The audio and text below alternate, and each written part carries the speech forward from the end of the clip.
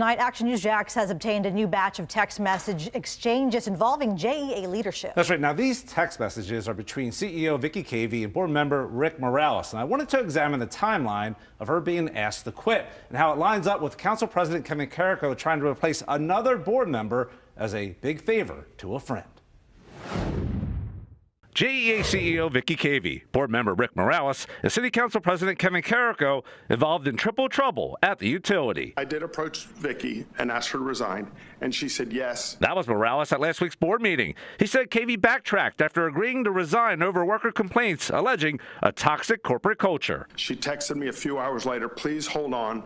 Don't do anything. I need to evaluate this with my pension. In an Action News Jax investigation, I obtained those text messages and others between Cavey and Morales from January 1st until now. In the board meeting, Morales said he heard worker complaints for 6 weeks, but in dozens of texts with Cavey during that time, he never hinted at a problem until this text exchange on February 15th. Morales texted Cavey, quote, "If you might have some time tomorrow afternoon to come by my office."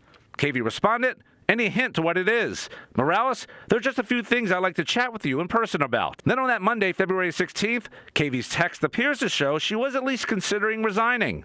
Cavey says, "I may end up seriously damaged. Reading now. We will need to talk after I meet with the pension office." She added, "Hold off on Fackler, please," referencing General Counsel Michael Fackler. I asked JEA what Cavey meant, and the spokesperson told me we are not going to provide any more detail on the text thread. Carrico said, "What's up, bro?" That same day, I first broke the story that Carrico had texted board member Arthur Adams on February 5th, intending to replace Adams with his boss at the Boys and Girls Clubs, Paul Martinez, as a big favor to a friend. Back to that text chain, on the 17th, Cavey sent Morales a link of my story about Carrico's big favor, which was called corruption by another council member. Then on the 19th, after Cavey had not resigned, Carrico went public with allegations of not only a toxic corporate culture at JEA, but also racism. So Carrico has now appointed former fire union boss Randy Wise to replace Adams, who was just made vice chair.